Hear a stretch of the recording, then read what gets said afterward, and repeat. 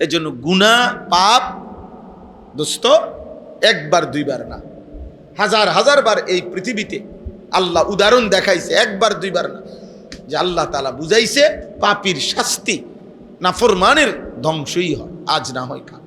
বংশধর পাপের একটা বড় মারাত্মক বিষয় হলো বাবা, মনে রাখ বাবা, পাপের শাস্তি তোমার গায়ে হবে এটাও না, হতে পারে তোমার পরবর্তী 70 বছর পরের তোমার প্রজন্ম তোমার পাপের কারণে নির্বংশ হয়ে গেছে, নির্বংশ হয়ে গেছে, বংশ নাই আর চিহ্ন নাই। এই বাংলাদেশে, এই কুমিল্লায়, এই মুরাদনগরে এমন ফ্যামিলি আছে আমি চিনি, আমি জানি। আমি তো মুরাদনগরে যে 22 বছরের চাইতে বেশি আসা যাওয়া। এমন ফ্যামিলি আছে এক সময় যাদের রমরমা বিশাল বাড়ি ছিল, আজকে সেই বাড়ির বিশাল এরিয়া আমাকে একদিন দেখাইছে এক জায়গায়, পুরা বাড়ির চারিদিকে, পুরা বাড়ির এরিয়াতে কয়টা কতগুলো গাছ ছাড়া আর গাছের গোড়ায় কতগুলো কুত্তা শুয়ে রয়েছে, একটা ঘর একজন মানুষের অস্তিত্ব। এক সময় যাদের দাপটে মানুষ কাঁদত, আজ তাদের নাম গন্ধ, আজকে তাদের বংশের বাতি জ্বালাইবারও কেউ নেই। আল্লাহ গুনাহ পাপ সীমালঙ্ঘন নির্বংশ করে দিছে। আমরা কিতাবে তাফসিরে পড়ছি, ইমাম আমাশ রাহমাতুল্লাহ আলাইহি বলছে, একজন বড় ইমাম, উনি বলছে সুদখোর 70 বছরের ব্যবধানে, 70 বছরের ব্যবধানে সুদখোরের ফ্যামিলি ফকির হবেই হবে, নির্বংশ হবেই, অর্থাৎ তার পরবর্তী জেনারেশন ওই পাপের শাস্তি ভোগ। কিরে তে ফকির হলো কেমনে? ওই তার দাদা সুদখোর আছে, তার দাদার পাপের শাস্তি সে এখন কি করতেছে? খেসারত।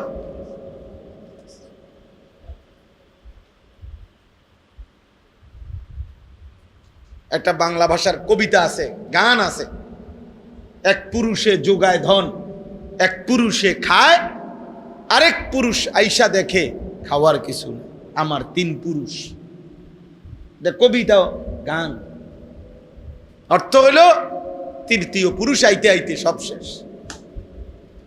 নাউজুবিল্লাহ। এজন্য বাবা গুনাহ থেকে ফিরে আল্লাহকে ডাকেন, ছেলেরা বাবা আল্লাহকে ডাকো। তুমি মুসলমান বাবা, তুমি আর্জেন্টিনা না, তুমি ব্রাজিল না, তুমি নর্তকী না, তুমি মোবাইলের গোলাম না, তুমি আল্লাহর গোলাম, আল্লাহর গোলাম। সম্ভব। দুনিয়াবি প্রয়োজন পূরণ করো, পড়ালেখা করো, অবসর টাইম উপার্জনের জন্য কোনো ফিকির করো, কিছু শেখো, কিছু না কিছু করো। দিন নাই রাত নাই, নারী, ছবি, মোবাইল, অস্থিরতা না। এক মানুষের জীবন, আল্লাহ তাআলা বলছে মুসলমানের জিন্দেগি 2টা আমল নিয়মিত হবে। এই আয়াতটাই আমার শেষ কথা।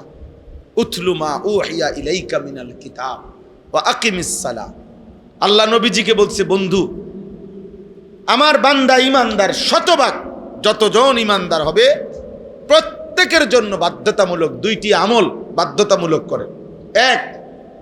এক নাম্বার, ইমানদার যতজন বিশুদ্ধ কোরআনুল কারীমের তেলাওয়াত করবে ততজন। 2, ওয়া আকিমিস সালাহ, 5 ওয়াক্ত নামাজ। 1, কোরআনুল কারীমের তেলাওয়াত, 2, 5 ওয়াক্ত নামাজ। আপনারা বলেন, এই আপনারাই বলেন, মনে করেন, আপনারা কি মনে করেন যে সাহাবায়ে কেরাম, নবী সাল্লাল্লাহু আলাইহি সাল্লামের সাহাবীরা, ওনারা যতজন ছিলেন কোরআনুল কারীম পড়তেন কতজন? 100 জনে কতজন? কি মনে হয়? সাহাবীরা নবীর 100 জন যদি হয় তো কোরআনুল কারীম পড়তেন কতজন? 100 জন। সাহাবীরা 100 জন যদি হয় তো নামাজ 5 ওয়াক্ত পড়তেন কতজন? 100 জন। এই জন্য আল্লাহ তাআলা দুনিয়াতেও তাদেরকে বিজয় দিছে, আখিরাতের জন্য আল্লাহ নিজ জবানে তাদের জন্য রাদিয়াল্লাহু আনহুম ওয়া রাদু আন। আল্লাহ বলছে, আমি দুনিয়ায় থাকতেই ঘোষণা দিলাম, বন্ধু আপনার সাহাবীদের উপরে আমিও খুশি, ওরাও আমার উপরে খুশি, ওরাও আমার উপরে খুশি। কোরআনুল কারীমের বিশুদ্ধ তেলাওয়াত, কোরআন পড়বে সবাই, নামাজ পড়বে সবাই, নামাজ পড়বে সবাই। এই বুড়া মানুষেরও, যাদের কোরআন শরীফ অশুদ্ধ, এদের জিন্দিগি এখনো সুন্দর হয়নি। আপনি দেখেন এখনো বিড়ি খায়, হ্যাঁ, এখনো চা দোকানে বইয়া টেলিভিশন চায়, এখনো কথায় কথায় গালি দেয়, এখনো কিস্তির টাকা টোকায়, এখনো পর্দা পুশিদা মানে না, এখনো বাড়িঘরের মধ্যে কাঠ বানাইছে, সোফা বানাইছে, ফার্নিচার বানাইছে, কিন্তু মহিলা কদ্দুর পর্দার ভিতরে গোসল করব এই পরিবেশ করে নাই। এটার সময়, এটার টাকা নাই। বেড়িয়ে বাড়ির পুকুরের পারে রাস্তার ধারে গোসল করে। বুঝেন না কথা? কলিজার মধ্যে আখেরাত আসে না, কারণ এই দুই আমল সুন্দর হয় নাই। কোরআনও শুদ্ধ পারে নাই, নামাজও ঠিক পড়ে নাই। যার নামাজ অসুন্দর তার পুরা জিন্দিগি অসুন্দর, যার কোরআন অসুন্দর তার পুরা জিন্দিগি অসুন্দর। এটা আল্লাহর কথা। ইন্নাস সালাতা তানহা আনিল ফাহশাই ওয়াল মুনকার। আল্লাহ বলে নিশ্চয়ই নামাজ সমস্ত অশ্লীলতা, বেহায়াপনা, পাপ, গুনাহ সব কিছুর থেকে বিরত রাখবে, কিন্তু শর্ত হইল দোনোটাই সহি শুদ্ধ হইতে হবে। কোরআনও হইতে হবে শুদ্ধ, নামাজও হইতে হবে কি শুদ্ধ। শুদ্ধ নামাজ, শুদ্ধ তেলাওয়াত, শুদ্ধ জীবন। বিশুদ্ধ তেলাওয়াত, বিশুদ্ধ নামাজ, বিশুদ্ধ কি জীবন। রাসূলুল্লাহ সাল্লাল্লাহু আলাইহি ওয়াসাল্লাম বলছেন, মেরাজের রাত্রে দেখছেন তো দেখছেন সাধারণ মানুষের যেমন পাপের শাস্তি দেখছেন, তো যারা খতিব মানুষকে বয়ান করে তাদের পরিণতিও দেখছেন, যে তাদেরও জিহ্বা লম্বা করে টাইনা আটকায় রাখছে। কেন? যে তারা এমন বক্তা যে তারা যা বলতো মানুষকে তা নিজে আমল করত না, আর মানুষকে যা নিষেধ করত নিজে তা করত।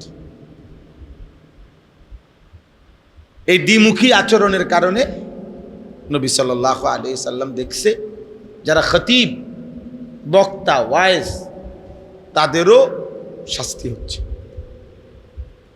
শাস্তি হইতেছে। হাদিসের মধ্যে আছে জাহান্নামীরা এমন অনেক জাহান্নামীদেরকে দেখবে, এমন ব্যক্তিকে যাকে তারা চিনবে। বাকি জাহান্নামীরা, ওই জাহান্নামীটা তার পেটের নাড়ি বুড়ি এইভাবে লম্বা পড়ে থাকবে নিচে, নারী বুড়ি এগুলো টানতে টানতে হেঁসরাইয়া জাহান্নামের মধ্যে চলবে। তো হাদিসে নবী সাল্লাল্লাহু আলাইহি সাল্লাম বলেন, ওই বাকি জাহান্নামীরা এই লোকটিকে বলবে, আরে আপনাকে তো আমরা চিনছি হুজুর, আপনি তো আমাদের সেই ব্যক্তি যে আমাদেরকে নেক কাজের কথা বলতেন, গুনার কাজ থেকে নিষেধ করতেন, আপনি এখানে জাহান্নামে, এবং আপনার এই মারাত্মক পরিণতি। তখন তিনি বলবেন, কুনতু আমুরুকুম ওয়ালা আতিহি, আমি তোমাদেরকে নেক কাজের আদেশ করতাম কিন্তু নিজে তা করতাম। ওয়া আনহাকুম ওয়া আতিহি, এবং আমি তোমাদেরকে গুনাহ থেকে নিষেধ করতাম কিন্তু নিজে তা করতাম,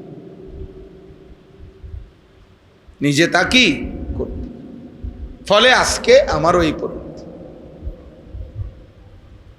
এই জন্য এটা গুরুত্বপূর্ণ। আহলাদ দেখায় আধুনিক পৃথিবী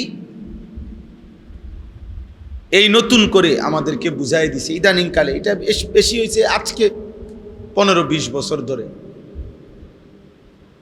যে বাচ্চা শিশু তার সংশোধনের কোনো পদ্ধতি নেই, সংশোধনের কোনো নিয়ম নাই। আধুনিক পৃথিবীর কথা হলো, আধুনিক দুনিয়ার কথা হলো বাচ্চা শিশু, তার সংশোধনের কোনো নিয়ম কারণ না, তার কোনো সংশোধন জরুরি না, তাকে কিছুই বলা যায়, সে শিশু। অতএব সে নিজের মতো করে খাবে, ঘুমাবে, পেশাব পায়খানা করবে, হাঁটবে, চলবে, চুল, জামা, পোশাক, লেবাস যেখানে মন চায় সেখানে খাবে, চলবে, ফিরবে। এবং শিশুও কয়দিন, একেবারে 18 বছরের দামরা, এটাও শিশু। 18 বছর বয়স, এখনো সে শিশু। আমাদের আন্তর্জাতিক হিসাব হইল এটা। 18 বছর পোলার বয়স, হে বলে এখনো শিশু। অতএব 18 বছর বয়সের শিশু, অতএব সে খারাইয়া মুতলেও কিছু বলার নাই, বৈশে মুতলেও কিছু বলার নাই, কারণ সে তো শিশু। 18 বছরের শিশু সে।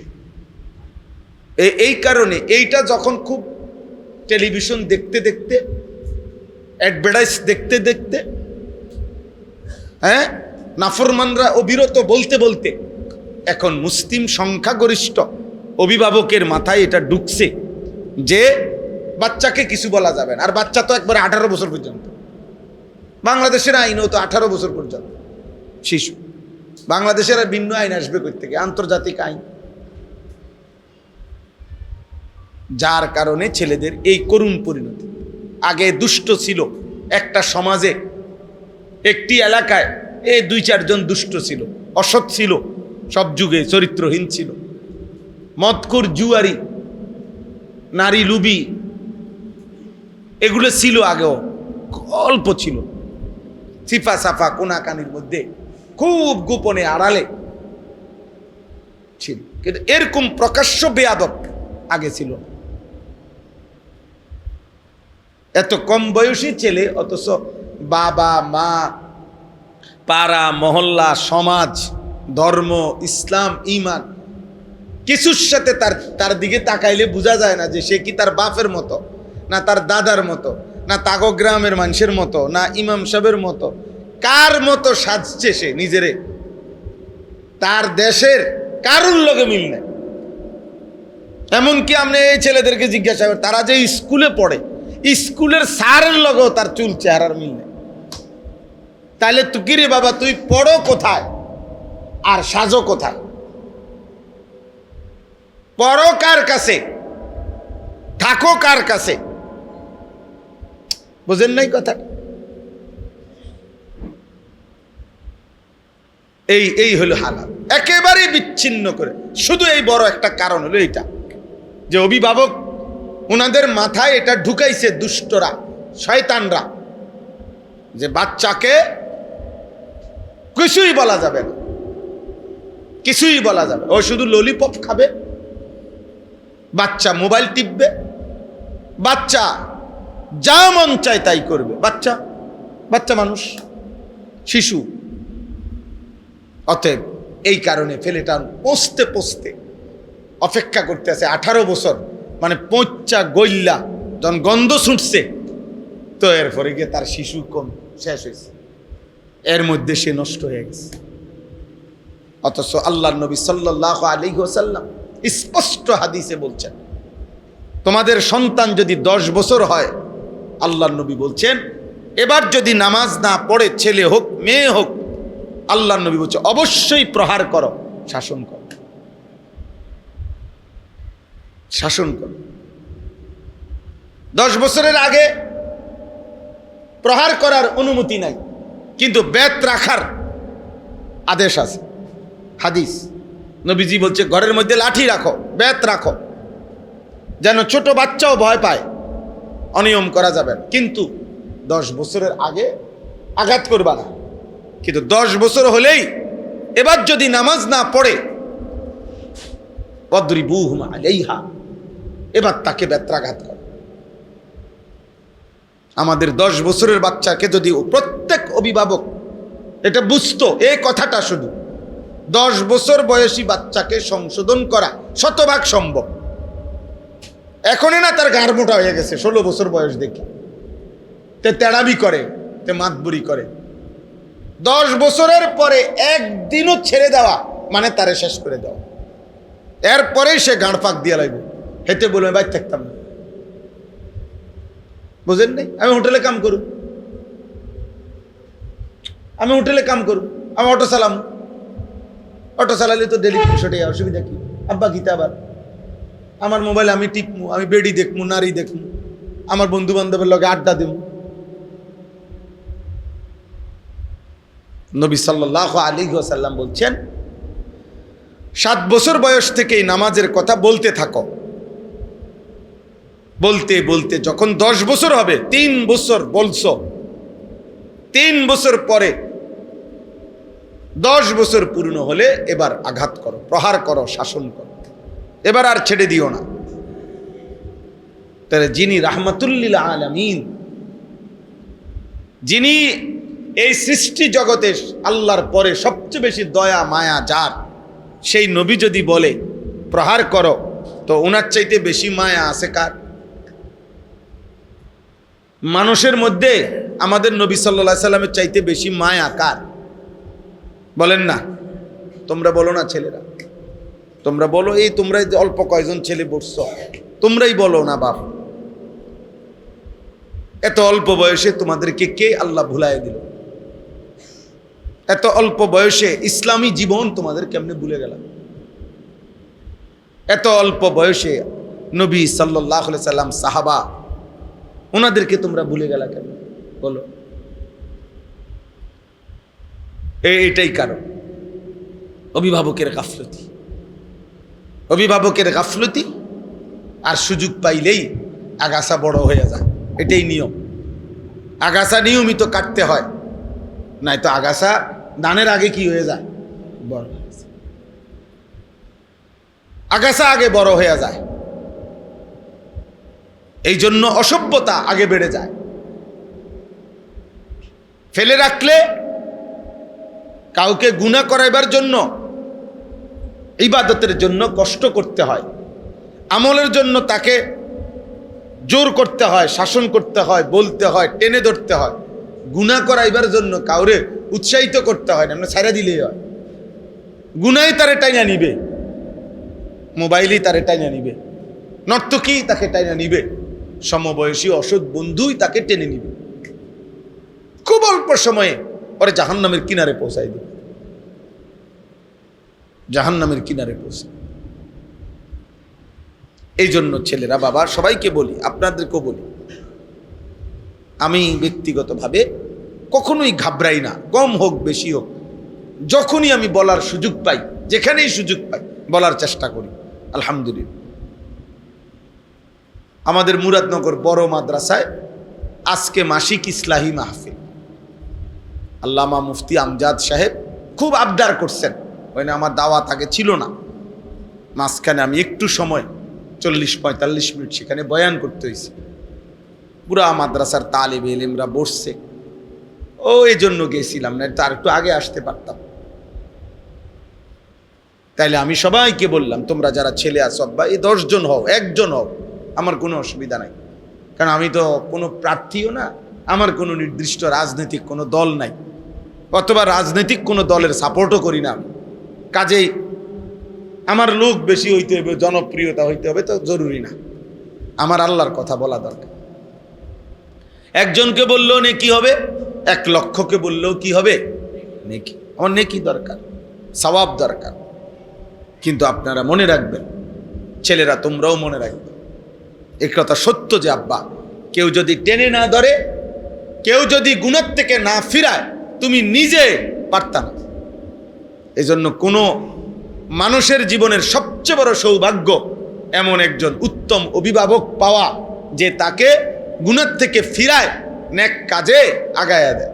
আর কোনো মানুষের জীবনের সবচেয়ে বড় দুর্ভাগ্য, বদনসিব, দুর্ভাগ্য, যে এমন একজন অভিভাবক তার জোটে নাই, যে তাকে গুনাহ থেকে ফিরাবে, নেক কাজে উৎসাহী করে। বুঝেন না? এটা অনেক বড় বিষয়। আমরা ছোটবেলায় আলহামদুলিল্লাহ, বাবা আমার মসজিদের ইমামতি করতেন, বাবার হাত ধরে ধরেই মসজিদে গেছি।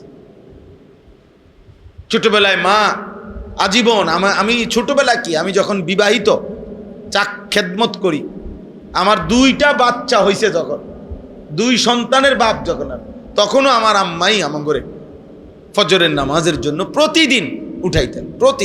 যতক্ষণ পর্যন্ত না উঠতাম, লাইট জ্বালাইলে হইতো না, মা দুয়ার খুললা বাইর হইলে তো ওই মা থামতো। আলহামদুলিল্লাহ, এটা নেয়ামত যে আল্লাহ এমন মা মিলাইছে, যে মা সন্তানকে 5 ওয়াক্ত নামাজের কথা মনে করাই দিছে, জোর করে পড়াইছে, জোর করে। আরেক বাসার মেয়ে, কাজের মেয়ে, আমি বারান্দায় বসা, আমার দিকে তাকাইছে, মায় দেখছে, মায় বলছে আনিস ঘরে চলে আয়। পরে ঘরে আসলাম, বললাম মা কি হয়েছে? ওই বাসার কামের মাইয়া তোর দিকে তাকাইছে। মা খেয়াল করছে, মার কথা ভিতরে নিয়ে আসছে। তাহলে এই যে অভিভাবক, মানুষের সংশোধন মূল দায়িত্ব অভিভাবক। ও আপনি হুজুর না, হুজুর তো 400 জন ছাত্রের টিচার। ওইটা আপনার শুধু সন্তানের বাপ না, আপনি তোলেন আপনার সন্তানের বাপ। আমার তো আমার ফুত হেতে। আর শিক্ষক তো কি, যত আন্তরিকতাই দেখাক, শিক্ষকের কাছে তো সবাই ছাত্ররা। এইটা আর আচ্ছা, আপনি মনে করেন আমার আব্বার লাশ এখানে জানাজা হবে, তো আমার আব্বার লাশের সামনে আমার মায়া, আমার কান্না আর কাবা শরীফের ইমামের কান্না বরাবর।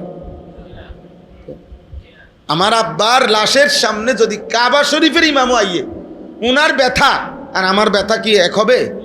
তো কার বেশি? আমার বেশি। কারণ কার বাপ? আমার বাপ, আমার বাপ বাইরে। তাহলে আমার সন্তান, আমার সন্তান।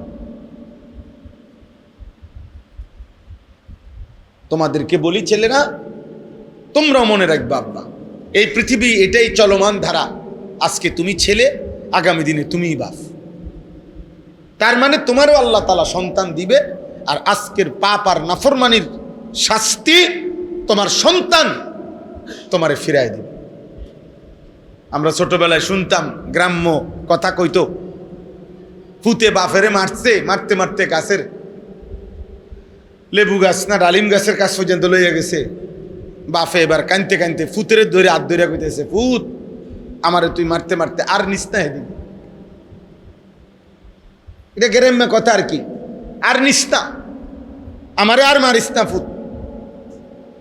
তখন ফুতে থামিয়া গেছে। তো বাফেরে জিজ্ঞাসা করছি, আপনি আর মারতাম না? কইলেন কা?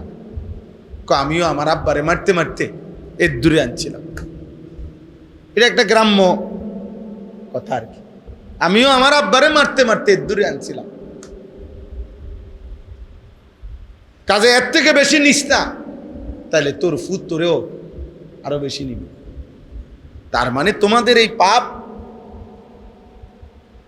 আখেরাত তো পরে, দুনিয়াতেই তোমরা এর শাস্তি ভোগ করতে হবে, শাস্তি ভোগ করতে হবে। ফাখালাফা মিন বাদিহিম খালফুন আদাউস সালাহ ওয়াত্তাবাউশ শাহওয়াত ফাসাউফা ইয়ালকাউনা গায়্যা। আল্লাহ তাআলা বলেন, ইব্রাহিমের পরে, ইয়াকুবের পরে আমি আল্লাহ তাআলা পরবর্তী জামানায়, এরপরে একদল মানুষ প্রতি জামানায় আসবে, যারা নিকৃষ্ট জেনারেশন, অপদার্থ মানুষ, অপদার্থের দল। কেমন নিকৃষ্ট? আল্লাহ বলেন দুইটা কারণে নিকৃষ্ট। আদাউস সালাহ, এক নম্বর হলো যারা নিয়মিত নামাজ ত্যাগ করে। দুই, ওয়াত্তাবাউশ শাহওয়াত, মনের ইচ্ছা মতো চলে। আল্লাহ বলেন এই দুই পাপের পাপী নাফরমানকে আমি আল্লাহ ঘোষণা দিলাম, ফাসাউফা ইয়ালকাউনা গায়্যা, জাহান্নামের সবচেয়ে নিকৃষ্ট আযাবের গর্তে আমি তাদেরকে ছুঁড়ে মারব। এই জন্য প্রত্যেক জেনারেশনের মধ্যে মনে রাখবা বাবা, তোমাদেরকে বলি, প্রত্যেক প্রজন্ম বুঝুনি, প্রজন্ম মনে করো তোমার দাদা একটা জেনারেশন, তোমার দাদার বয়সীরা, তোমার বাবা ও এরা একটা জেনারেশন, তুমি তোমার সমবয়সীরা তোমরা একটা জেনারেশন। আবার তোমরা যখন আল্লাহ চায় তো সন্তানের বাপ হইবা, তো তোমাদের সন্তানরা হইল আরেকটা জেনারেশন। এই যে এখন বলে জেন জি, এখনকার জেনারেশনকে, যাদের বয়স 21 বছরের এদিকে না 28-এর আগে, তাদেরকে জেন জি বলে, জেড জেনারেশন জেড, এই প্রজন্মকে। তাই এই যে অর্থ হইল যে এই প্রজন্মের প্রত্যেক জেনারেশনের নিকৃষ্ট মানুষ কারা, যেমন আমি আমার আমলের, আমার দাদার আমলের, তোমরা তোমাদের আমলের, প্রত্যেক আমলের তোমাদের সময়ের নিকৃষ্ট মানুষ হলো ওই দুইটি মন্দ অভ্যাস, যার এক নামাজ ত্যাগ করে, দুই নিজের ইচ্ছে মতো চলে। আল্লাহ বলেন ওরা নিকৃষ্ট মানুষ, নিকৃষ্ট মানুষ, নিকৃষ্ট মানুষ। খালফুন, এরা নিকৃষ্ট মানুষ, এরা নিকৃষ্ট। মা সালাকাকুম ফি সাকার ক্বালু লাম নাকু মিনাল মুসাল্লিন। আল্লাহ তাআলা বলে কিয়ামতের দিন জান্নাতীরা জান্নাতের দিকে যাবে, জাহান্নামীরা জাহান্নামের দিকে যাবে। জাহান্নামীরা জাহান্নামের আযাবে চিৎকার করবে, আর ফেরেশতা ডাক দিয়া বলবে, হে বেঈমান, জাহান্নামে কেন আসলি? চিল্লাস কেন? জাহান্নামে আসলি কেন? মা সালাকাকুম ফি সাকার, তোমাদেরকে জাহান্নামে নিয়ে আসলো কে? তখন জাহান্নামী চিৎকার দিয়া বলবে, ক্বালু লাম নাকু মিনাল মুসাল্লিন, ফেরেশতা আমরা নামাজি ছিলাম না। লাম নাকু মিনাল মুসাল্লিন, মুসল্লি ছিলাম না, নামাজ পড়তাম না, এই জন্য আজকে জাহান্নাম। জাহান্নাম বেনামাজির আখিরাত জাহান্নাম, নাফরমানের আখিরাত জাহান্নাম। বাবা দুনিয়া, দুনিয়াও বেইজ্জতি। তোমরা, তোমাদেরকে বলি, তোমরা বলো তোমাদের বিবেকে কি? একটা ছেলে দাঁড়িয়ে বলো, তোমরা যারা 5 ওয়াক্ত নামাজ পড়ো না, এই সমাজের একজন মানুষ বিবেকবান ভদ্রলোক, একটা ছেলে দাঁড়ায়া বলো, আমি চ্যালেঞ্জ করলাম, তোমার বয়সী কিছু দুষ্ট অসৎ তোমার মতো বদ আখলাকের ছাড়া কোনো বিবেকবান, কোনো ভদ্র, কোনো মার্জিত মানুষ তোমাকে ভদ্র মানুষ হিসাবে আদর করে কিনা? তোমার বিবেকে কি বল? তোমার জীবনে কোনো ভদ্রলোক, ভালো মানুষ আদর করে ডাকে কিনা? তোমরা যারা এই চুল্লা, এই বেঈমানের মতো চুল যাদের, তোমার মনে হয়নি তোমারে কেউ কোনো এই সমাজের মানুষ কোনো কল্যাণকর কাজে কোনো ডাকছে কোনো দিন? না না, হাতলাইরো না, অসুবিধা নাই, তুমি আগে বলো। তোমার বয়সী কিছু অসদ, আয় দোস্ত তারা লাতি দিমু, আয়, এইটার লেগে ডাকছে তুমি। কি রে, আয় বইয়ের ওষুধ কি? হ্যাঁ চল, কি করবি? চল চটপটি খামু, আয়, এই চটপটি খাবি। মানে কিছু দুষ্ট শয়তান ছাড়া কোনো ইমানদার, কোনো বিবেকবান, ভদ্র, বেনামাজি এই নাফরমানকে কেউ ডাকে না। তাহলে সে তো বোঝা উচিত যে কিরে, আমি কি মানুষ, আমার যে এই পৃথিবীর কেউ দেখতে পারে না।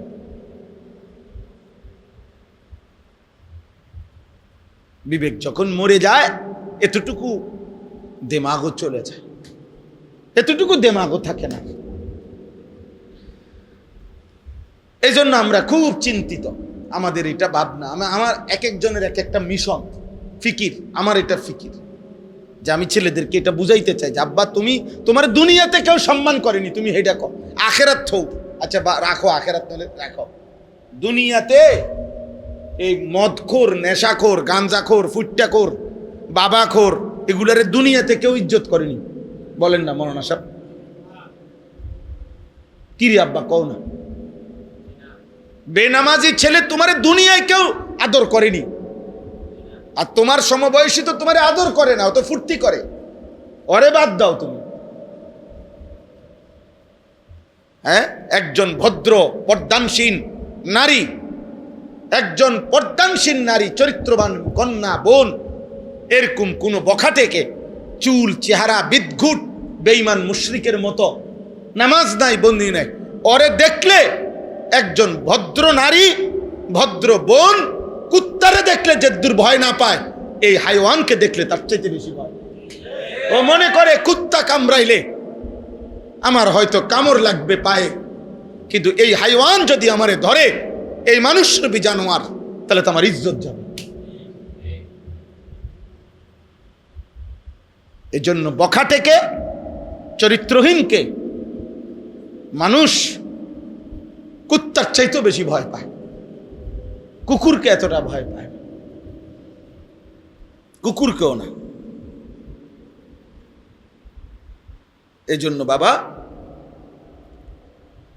গুনাহ ছেড়ে দাও। আমরা সবাই, আমিও আপনিও, গুনাহ ছেড়ে দেওয়া জরুরি, গুনাহ ছেড়ে দেওয়া জরুরি, গুনাহ ছেড়ে দেওয়া জরুরি। আমরা মুসলমান, আল্লাহ আমাদেরকে নিয়ামত দিছেন,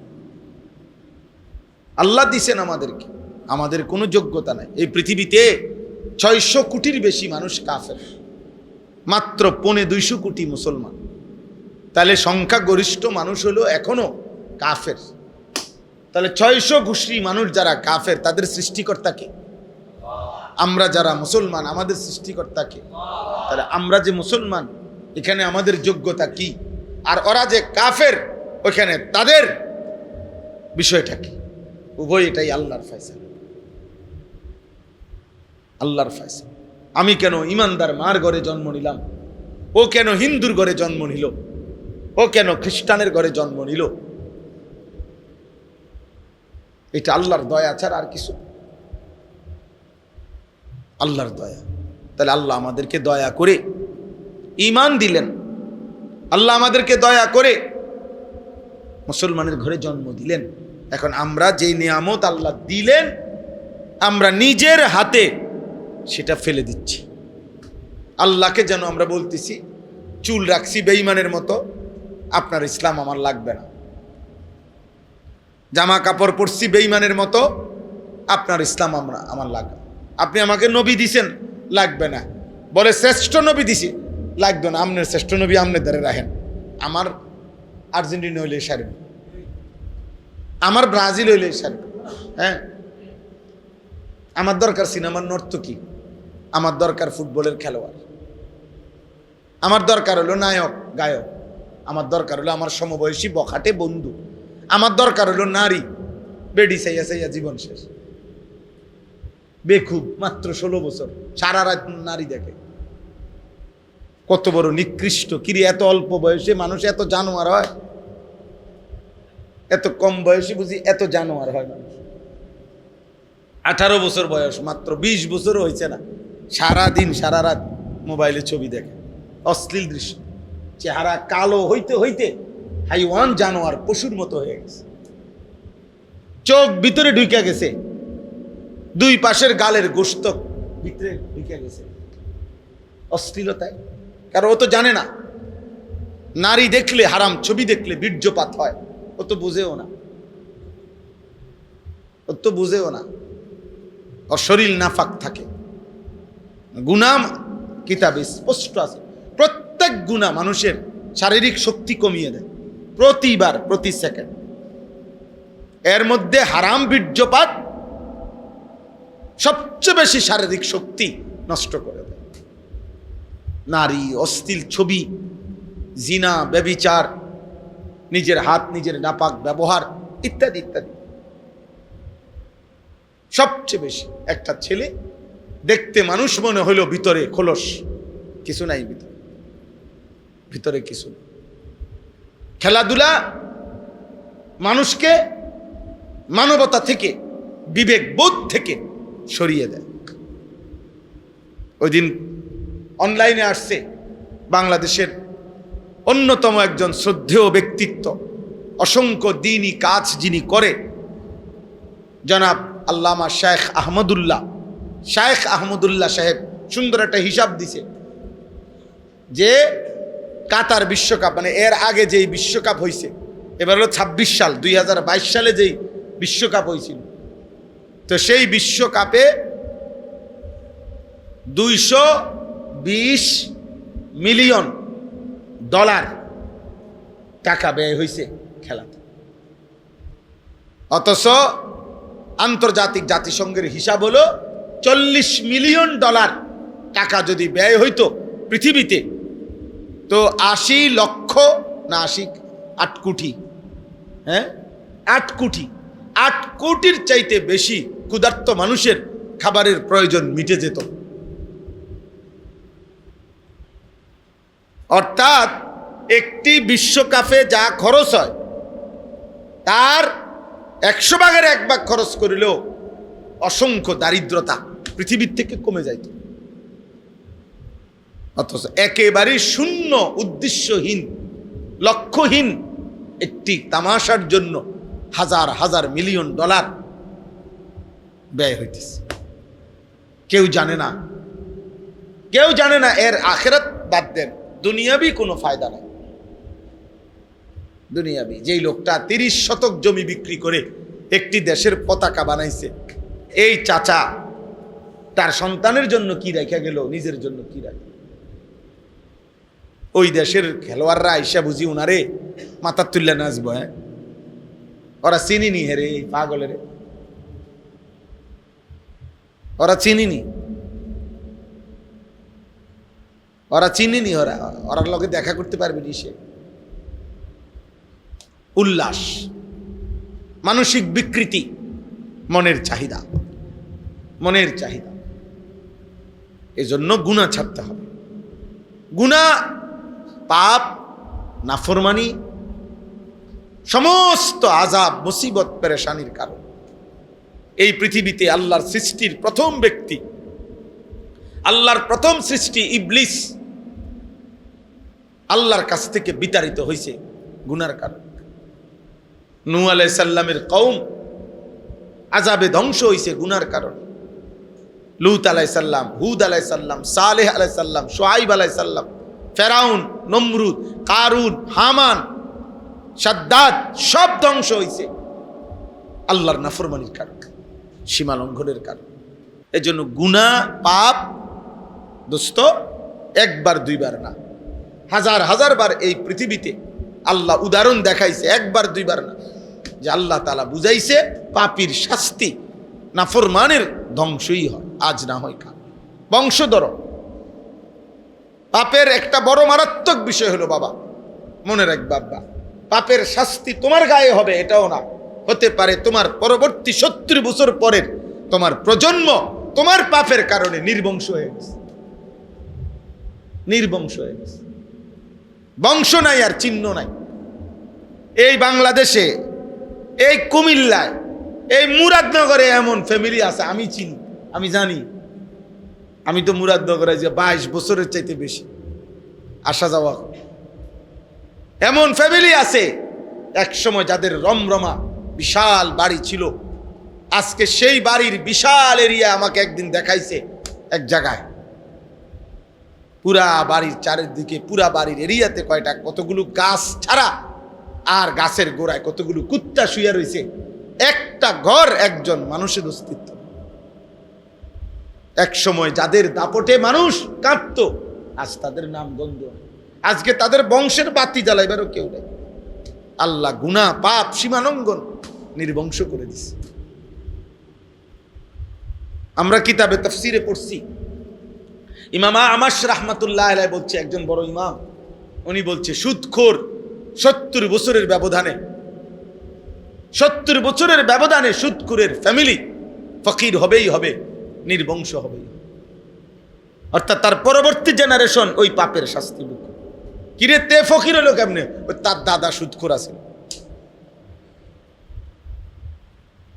তার দাদা, তার দাদার পাপের শাস্তি সে এখন কি করতেছে? খেসারত।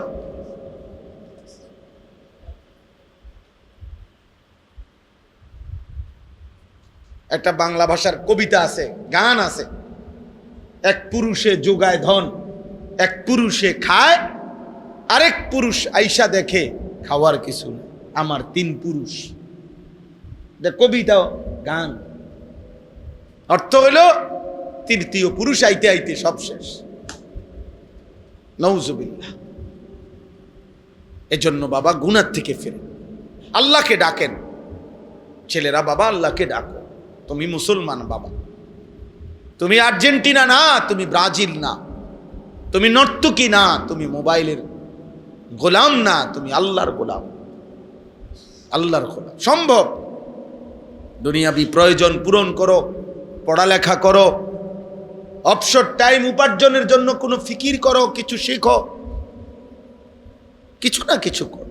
দিন নাই রাত নাই, নারী, ছবি, মোবাইল, অশ্লীলতা না। এক মানুষের জীবন, আল্লাহ তাআলা বলছে মুসলমানের জিন্দিগি 2টা আমল নিয়মিত হবে। এই আয়াতটাই আমার শেষ কথা। উতলু মা উহিয়া ইলাইকা মিনাল কিতাব ওয়া আকিমিস সালাহ। আল্লাহ নবীজিকে বলছে, বন্ধু আমার বান্দা ইমানদার, শতভাগ যতজন ইমানদার হবে প্রত্যেকের জন্য বাধ্যতামূলক 2টি আমল বাধ্যতামূলক করে। এক নাম্বার, ইমানদার যতজন বিশুদ্ধ কোরআনুল কারীমের তেলাওয়াত করবে ততজন। 2 ওয়া আকিমিস সালাহ, 5 ওয়াক্ত নামাজ। 1 কোরআনুল কারীমের তেলাওয়াত, 2 5 ওয়াক্ত নামাজ। আপনারা বলেন, এই আপনারাই বলেন, মনে করেন, আপনারা কি মনে করেন যে সাহাবায়ে কেরাম, নবী সাল্লাল্লাহু আলাইহি সাল্লামের সাহাবীরা, ওনারা যতজন ছিলেন কোরআনুল কারীম পড়তেন কতজন? 100 জনে কতজন? কি মনে হয়? সাহাবীরা নবীর 100 জন যদি হয় তো কোরআনুল কারীম পড়তেন কতজন? 100 জন। সাহাবীরা 100 জন যদি হয় তো নামাজ 5 ওয়াক্ত পড়তেন কতজন? 100 জন। এই জন্য আল্লাহ তাআলা দুনিয়াতেও তাদেরকে বিজয় দিছে, আখিরাতের জন্য আল্লাহ নিজ জবানে তাদের জন্য রাদিয়াল্লাহু আনহুম ওয়া রাদু আন, আল্লাহ বলছে আমি দুনিয়ায় থাকতেই ঘোষণা দিলাম, বন্ধু আপনার সাহাবীদের উপরে আমিও খুশি, ওরাও আমার উপরে খুশি, ওরাও আমার উপরে খুশি। কোরআনুল কারীমের বিশুদ্ধ তেলাওয়াত, কোরআন পড়বে সবাই, নামাজ পড়বে সবাই, নামাজ পড়বে সবাই। এই বুড়া মানুষেরও যাদের কোরআন শরীফ অশুদ্ধ, এদের জিন্দিগি এখনো সুন্দর হয়নি। আপনি দেখেন এখনো বিড়ি খায়, হ্যাঁ, এখনো চা দোকানে বইয়া টেলিভিশন চায়, এখনো কথায় কথায় গালি দেয়, এখনো কিস্তির টাকা টোকায়, এখনো পর্দা পুশিদা মানে না, এখনো বাড়িঘরের মধ্যে কাঠ বানাইছে, সোফা বানাইছে, ফার্নিচার বানাইছে, কিন্তু মহিলা কদ্দুর পর্দার ভিতরে গোসল করব এই পরিবেশ করে নাই, এটার সময়, এটার টাকা নাই। বেড়ি বেড়িয়ে বাড়ির পুকুরের পারে রাস্তার ধারে গোসল করে। বুঝেন না কথা? কলিজার মধ্যে আখিরাত আসে না, কারণ এই 2 আমল সুন্দর হয় নাই। কোরআনও শুদ্ধ পারে নাই, নামাজও ঠিক পড়ে নাই। যার নামাজ অসুন্দর তার পুরা জিন্দিগি অসুন্দর, যার কোরআন অসুন্দর তার পুরা জিন্দিগি অসুন্দর। এটা আল্লাহর কথা। ইন্নাস সালাতা তানহা আনিল ফাহশাই ওয়াল মুনকার, আল্লাহ বলে নিশ্চয়ই নামাজ সমস্ত অশ্লীলতা, বেহায়াপনা, পাপ, গুনাহ সব কিছুর থেকে বিরত রাখবে, কিন্তু শর্ত হইল দোনোটাই সহি শুদ্ধ হইতে হবে। কোরআনও হইতে হবে শুদ্ধ, নামাজও হইতে হবে কি শুদ্ধ। শুদ্ধ নামাজ, শুদ্ধ তেলাওয়াত, শুদ্ধ জীবন। বিশুদ্ধ তেলাওয়াত, বিশুদ্ধ নামাজ, বিশুদ্ধ কি জীবন, বিশুদ্ধ জীবন। এজন্য বাহ্যিকভাবে অনেককে আমরা অনেক সময় দেখি নামাজ পড়ে আবার চুরিও করে, নামাজ পড়ে আবার কিস্তিও নেয়, নামাজ পড়ে টেলিভিশনও দেখে, নামাজ পড়ে সুদও খায়, নামাজ পড়ে বেপরদাও চলাফেরা করে, নামাজ পড়ে গালিগালাজও করে। মূল কারণ আপনি খবর নিবেন, তদন্ত করবেন, উনারে কাছে বসাইয়া জিগাইবেন, দেখবেন উনার কোরআন শরীফের মধ্যেও ভুল আছে, উনার নামাজ পড়ার মধ্যেও কি আছে, নাই তো আল্লাহর ওয়াদা মিথ্যা হইতে পারে না। আল্লাহ বলছে কোরআন বিশুদ্ধ, নামাজ বিশুদ্ধ, জিন্দিগিও বিশুদ্ধ, গুনাহ হবে না, গুনাহ হবে না, অশ্লীলতা হবে না। যদি হয় বলে কখনোই হবে না, হ্যাঁ হইতে পারে কখনো, কিন্তু ওই যে মূলত তৎক্ষণাৎ সে তওবা করবে, তার ভিতরে অনুশোচনা জাগবে, আল্লাহর কাছে ফিরে আসবে। যেমন মনে করেন একজন মানুষকে আমি বললাম যে এই হুজুর, আগের দিনের অনেক বুজুর্গদের ব্যাপারে বলা হয় যে ওনারা সব সময় অজু অবস্থায় থাকতেন। সব সময় কি অবস্থায় থাকতেন? তো মনে করেন আমি বললাম যে এই হুজুর যে আজকে 30 বছর উনি সব সময় অজু অবস্থায় থাকে, তো এই কথার মানে কি উনি পেশাব করে না? কথা বলে না। এই কথার মানে এই উনি বাথরুমে যায় না?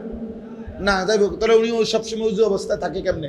উনার না পেশাব করলে অজু ভাঙে না, বাথরুমে গেলে অজু ভাঙে না, তো তাহলে উনি সবসময় অজু অবস্থায় থাকে কেমনে? আমনে গো বুদ্ধি কি কয় কোন? এ কথার অর্থ কি? এ কথার অর্থ হইল মানে যখনই অজু ভাঙে উনি আবার পুনরায় কি করে ফেলে। তা এই লোকের ওই ভাঙতি টাইমটাকেও ধরা হয় না, বলা হয় যে উনি সবসময় অজু অবস্থায় থাকে। ঠিক যে ব্যক্তি মুমিন, যে সুন্দর নামাজ পড়ে, যে সুন্দর কোরআন পড়ে, সে সর্বদা ইবাদতেই করে, সে গুনাহ করে না, অশ্লীলতা করে না। হ্যাঁ, যখনই হয়ে যায় গুনাহ ভুল, তো তওবা করে আবার পুনরায় ইবাদত শুরু করে গুনাহ ছেড়ে দেয়। তখন আর ওই তার এই মাঝে মধ্যে অ্যাক্সিডেন্টলি গুনাহ আর গুনাহ হিসাবে ধরা হয় না, তার নেককার হিসাবেই ধরা, মুত্তাকি হিসাবেই কি করা হয়, ধরা। এজন্য বাবা এই আয়াত আমি পড়ছি আমাদের ইসলাম, আমাদের সংশোধনের জন্য। এই জনকল্যাণ মানে মানুষের কল্যাণ, জন মানে মানুষ, মানব কল্যাণ একই কথা, জনকল্যাণ, জনগোষ্ঠী মানুষ আর কি। আল্লাহ তাআলা বলছে কোরআনে মানুষের কল্যাণ, জনগণের কল্যাণ। ওই আব্বা, ওইখানে একটা ছাগল গিয়া উঠাও বাবা, ওই রাস্তায় একটা ছাগল যাইয়া উঠাও, যাও আব্বা, যাও যাও যাও, বাইরে হন থেকে বেটা, অপদার্থ কোথাকার।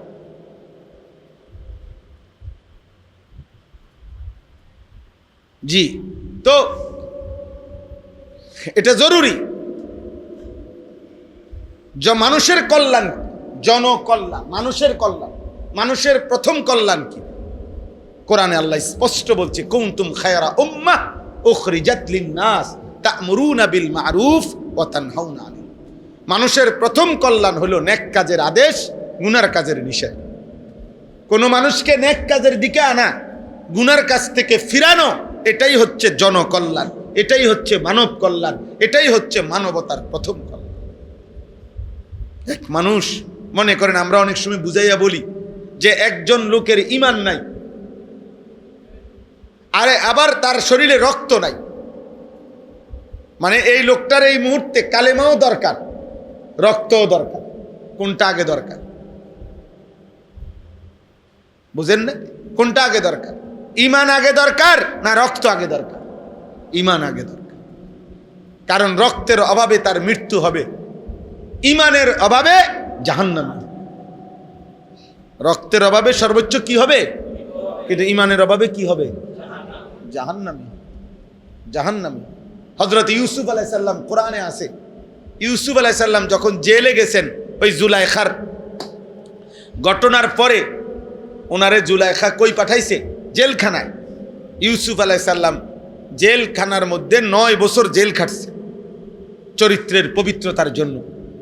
তো তখন জেলখানার মধ্যে ওনার সাথে আরো 2 জন অপরাধী, এক ছেলে থাকতো জেলখানায়। তো ওই 2 জন অপরাধী রাষ্ট্রের, রাজার, বাদশার দরবারের খাদেম ছিল। ওরা এই জেলে কোনো পাপের কারণে, অপরাধের কারণে ওদেরকেও জেল দেওয়া হয়েছিল। তো ওরা 2 জন 2টা স্বপ্ন দেখছে, 2টা স্বপ্নে দেখছে। আর এরা এই স্বপ্ন দেখে সকালবেলা ইউসুফ আলাইহিস সালামকে বলছে, ভাই তোমাকে দেখে নেককার মানুষ মনে হয়, আমাদের স্বপ্নটা আমরা দেখছি 2 জনে, এই স্বপ্নের ব্যাখ্যা তুমি বলে দাও, ব্যাখ্যাটা বলে দাও। তো একজনে বলছে, আমি বাদশাকে মদ পান করাইতেছি, আমি এটা দেখছি। আরেকজনে বলছে, আমি দেখছি আমার মাথার মধ্যে রুটির, মনে করেন রুটির বর্তন, আর ওইখান থেকে পাখির রুটি খুলে খুলে খাইতেছে, ছিঁড়ে ছিঁড়ে।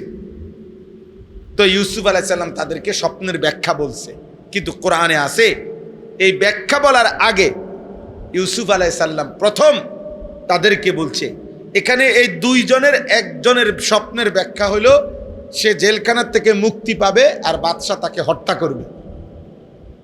বুঝেন নাই? তো এটা হলো স্বপ্নের কি ব্যাখ্যা। কিন্তু এইটা বলার আগে, স্বপ্নের ব্যাখ্যা বলার আগে কোরআনে আছে লম্বা, ইউসুফ আলাইহিস সালাম প্রথম আগে তাদেরকে দীর্ঘক্ষণ ঈমানের দাওয়াত দিছে, কালিমার দাওয়াত দিছে।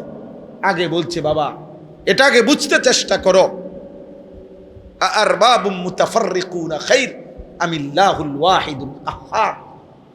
অনেক খোদা মানা উত্তম নাকি এক আল্লাহকে মানা উত্তম, এটা বলো। মানে আল্লাহকে চিনাইতে চেষ্টা করছে, আল্লাহর দাওয়াত, ঈমানের দাওয়াত দিয়ে অনেকক্ষণ, এরপরে স্বপ্নের ব্যাখ্যা বলছে। তাহলে বোঝা গেল তার জীবনের চাইতে তার ঈমানের কি বেশি? দাম বেশি। ঈমানের দাম বেশি, ঈমানের দাম বেশি। আমি এই সূরা পড়ছি, সূরা আনকাবুতের 45 নম্বর আয়াত। এই কথা আল্লাহ তাআলা বলছেন, হে নবী আপনি যে আপনার অনুসারী হবে আপনি তাকে দুইটা আমল করাবেন। এক, বিশুদ্ধ কোরআন। দুই, 5 ওয়াক্ত নামাজ। কোরআন হবে শুদ্ধ, নামাজ হবে শুদ্ধ, জিন্দেগি হবে কি? ইন্নাস সালাতা তানহা আনিল ফাহশাই ওয়াল মুনকার। এজন্য একজনও যদি বুঝেন, ছেলেরা বাবা তোমরাও যদি কেউ বুঝে থাকো অসুবিধা নাই, তোমরা যদি কেউ না বুঝো কোনো সমস্যা নাই। কারো নাফরমানিত পৃথিবীর কিছু হয় না, কারো নেক কাজেও পৃথিবীর কিছু হয়। আমার আব্দুল কাদের জিলানির সেজদার কারণে সূর্য বড় হয় নাই, ফেরাউনের নাফরমানির কারণে চাঁদ ছোট হয়ে যায় না। ওমা কথা কয় না, বুঝেন না কথা? সবাই যদি আব্দুল কাদের জিলানি হয় তাইলেও পৃথিবীতে আল্লাহর রাজত্বে বাড়বে না। সবাই যদি ফেরাউন নমরুদ হয়, হাদিসে আছে, আল্লাহর রাজত্বে কমবে না। আল্লাহর শ্রেষ্ঠত্ব, মর্যাদা, আল্লাহর বাদশাহী একই রকম, আনুগত্য একই রকম, অবাধ্যতাতেও কি একই। কিছুই আসে যায় না আল্লাহর। আল্লাহ বলছে আমার কিছু আসে যায় না। অতএব আমাদেরই এটা মনে রাখতে হবে। তোমরা ছেলেরা মনে রাখো, তুমি যদি নামাজ না পড়ো, আল্লাহ না চিনো, ঠিক আছে, অসুবিধা নাই, কোনো অসুবিধা হবে না। ভাত খাও, ঘুম যাও, পেশাব পায়খানা করো, নারী দেখো, ছবি দেখো, উলঙ্গ দৃশ্য দেখো, লজ্জাস্থানের হারাম বীর্যপাত করো, অসুবিধা কি? অসুবিধা কি? তোমার মতো কত জানোয়ারও তো করছে, তুমিও করবা। কত কুত্তা, শুকর, বিলাই, কত জন্তু জানোয়ারও তো হারাম যৌন চাহিদা পূরণ করতেছে, অসুবিধা কি? আল্লাহ তো এইগুলা জানোয়ারেরও দিছেন, যার কারণে গরু, ছাগল, কুকুর, বিড়ালেরও তো বাচ্চা হয়। তো তাদের যদি যৌন চাহিদা পূরণ না হইতো তো বাচ্চা হয় কেমন? বাচ্চা হয় কেমন? অতএব এটা কোনো বিষয় না। বিষয় হলো ইবাদত, বিষয় হলো বন্দেগী, বিষয় হলো আল্লাহকে চিনা, আল্লাহকে চিনা। ইবাদত আমরা মাদ্রাসাতেও পড়ছি, আমরা স্কুলেও পড়ছি, আমরা কলেজেও পড়ছি বাবা। এজন্য বললাম দয়া করে যে কয়জন বাবা ভাই আছো সবার কাছে কথা এটাই, আল্লাহর ওয়াদা এটা, যে নামাজ পড়বা, কোরআন পড়বা। আল্লাহ বলছে সমস্ত অশ্লীলতা এবং গুনাহ থেকে ফিরে যাবে। ওয়ালা যিকরুল্লাহি আকবার, সুবহানাল্লাহ। সে আল্লাহ তাআলা বলে বান্দা যখন নামাজ শুরু করে তার মানে সে আমি আল্লাহকে স্মরণ করে। আল্লাহ বলে আমার কোনো বান্দা যখন নামাজ শুরু করে আমি আল্লাহকে স্মরণ করে, প্রথম সেকেন্ড থেকে নামাজের শেষ পর্যন্ত আমিও তাকে স্মরণ করি।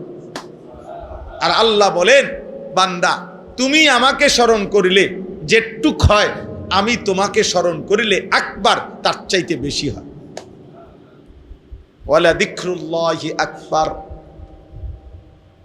আল্লাহর স্মরণ, আল্লাহর স্মরণ। ওয়াল্লাহু ইয়ালামু মা তাসনাউন। শেষ কথা আল্লাহ বলে বান্দা আমি আল্লাহ বললাম নামাজ পড়ো, কোরআন পড়ো, তুমি যদি প্রত্যাখ্যান করো অসুবিধা নাই, তোমরা যাই করছো আমি জানি সব।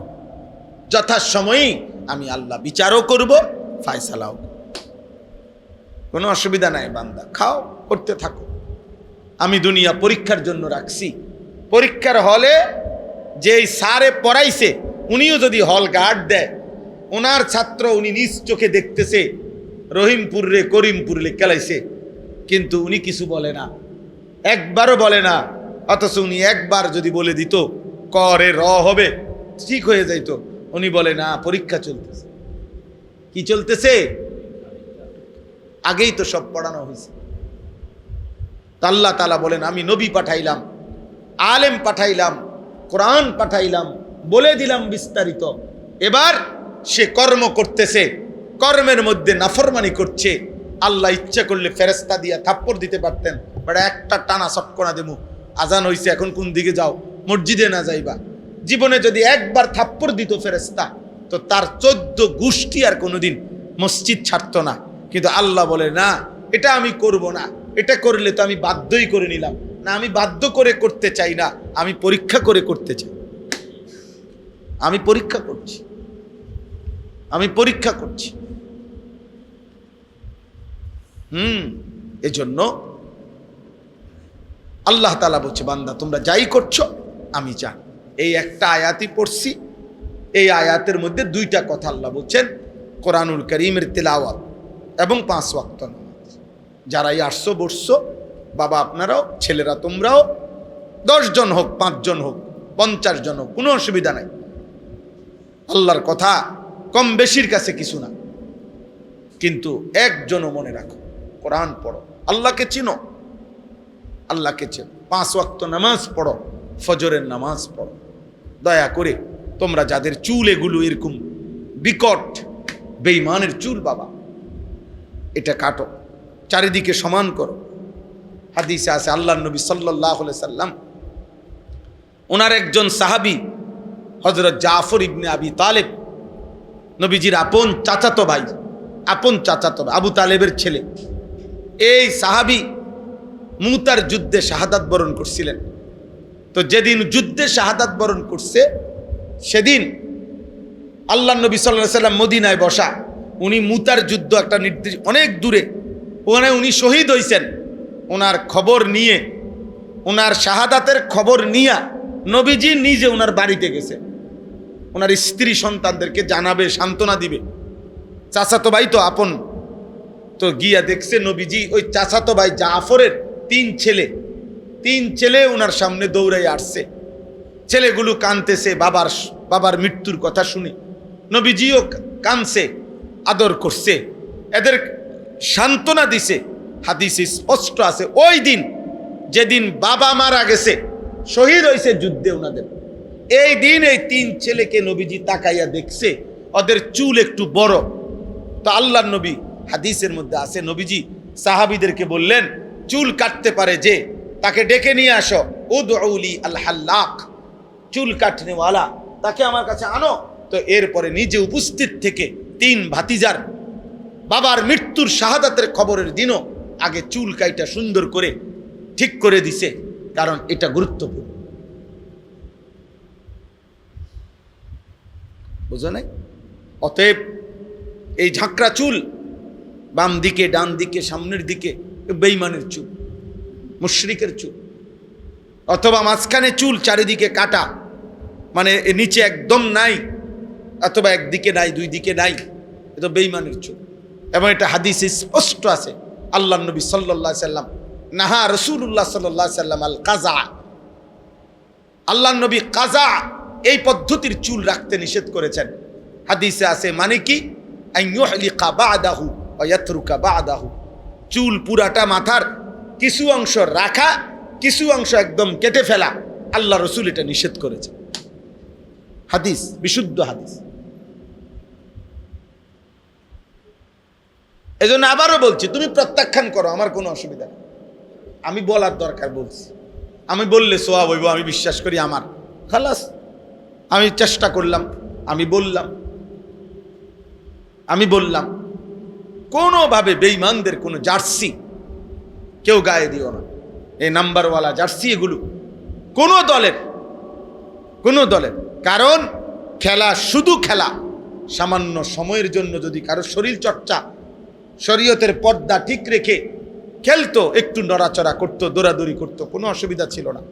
কিন্তু বিশ্বকাপ এটা শুধু খেলা না, সারা পৃথিবী জানে এই খেলা সাথে 4টা জিনিস অঙ্গাঙ্গিভাবে জড়িত। 1 নম্বর খেলা, তামাশা, 2 নম্বর মদ, 3 নম্বর জুয়া, 4 নম্বর নারী। এই 4টি জিনিস, খেলা, মদ, জুয়া, নারী, অঙ্গাঙ্গিভাবে জড়িত। প্রত্যেক খেলার জায়গায়, যেই 3 দেশে খেলা হইতেছে, সেখানে এই 4টি জিনিস রমরমা ধুমধাম চলতেছে। কেউ নেশা করছে, কেউ জুয়া খেলছে, কেউ নারীর সাথে জিনা করছে। সব অনলাইন মিডিয়াতে ওই খবর আসছে। অতএব এটা হালাল হইতে পারে না, এটা মুসলমানের জন্য এই পৃথিবীতে সর্বযুগে আদম আলাইহিস সালাম থেকে নিয়ে আজ পর্যন্ত এই 4টি জিনিস, বিশেষ করে এই 3টা, মদ, জুয়া, নারী, বেশ্যাবৃত্তি, নারীর সাথে অসৎকর্ম, নিকৃষ্ট কাজ, পৃথিবীর কোনো কালে কোনো মানুষ সামান্যতম মনুষ্যত্ব যার কাছে আছে সে মদ পছন্দ করতে পারে না, জুয়া পছন্দ করতে পারে না, হারাম নারীর সংস্পর্শ পছন্দ করতে পারে না। পৃথিবীর কোনো কালে এই তিন জিনিসকে কেউ অনুমোদন দেয়নি। ভদ্র কোনো বিবেকবান মানুষ বলে নাই যে মদ ভালো, জুয়া ভালো, হারাম নারী ভালো। না না, আল্লাহ আমাদেরকে হেফাজত করেন।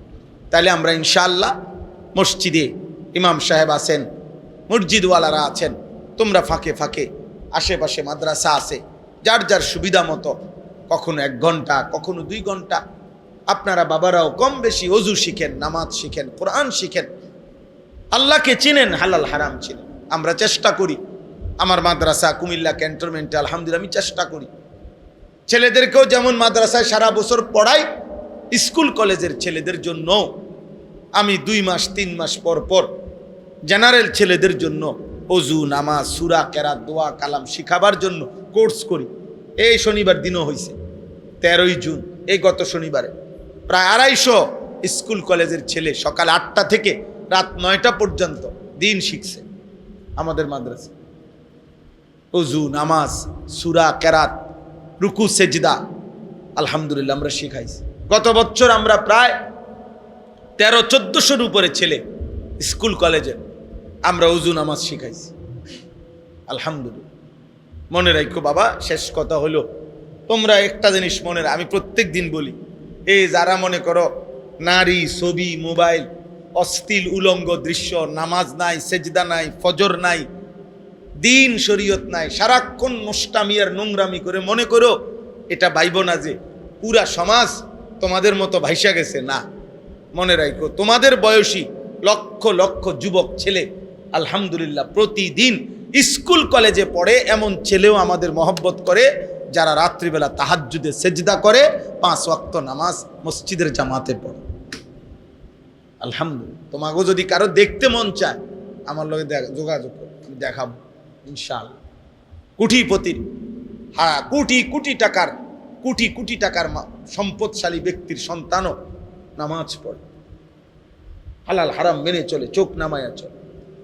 সব নষ্ট হয়ে গেছে এমন না, সব সিটার বাটফার হয়ে গেছে বিষয়টা কি না, এখনো ইমানদার আছে, এখনো জোনাক জ্বলে, এখনো মিটি মিটি আলো জ্বলে, এখনো চাঁদ ওঠে, এখনো রোদ ওঠে, এখনো সূর্য হাসে, এখনো পৃথিবী আছে। এজন্য আলহামদুলিল্লাহ শেষ পর্যন্ত ইমানদারি টিকবে, শেষ পর্যন্ত নেককারী কি টিকবে। যুগে যুগে প্রতিবারই নাফরমান কি হয়, ধ্বংস। প্রতিবার ধ্বংস হয়েছে কে? নূহ আলাইহিস সালামের অবাধ্য জাতি ধ্বংস হয়েছে, নূহ আলাইহিস সালাম টিকে ছিল। লূত আলাইহিস সালামের অবাধ্য জাতি ধ্বংস হয়েছে, লূত আলাইহিস সালাম টিকে গেছে। মূসা আলাইহিস সালাম, হুদ আলাইহিস সালাম, শুআইব আলাইহিস সালাম, এভাবে প্রত্যেক যুগে ইমানদার টিকেই থাকে, নাফরমান কি হয়ে যায়, ধ্বংস। আল্লাহ আমাদের সবাইকে কবুল করেন, আজকের এই মজলিস আল্লাহ কবুল করেন।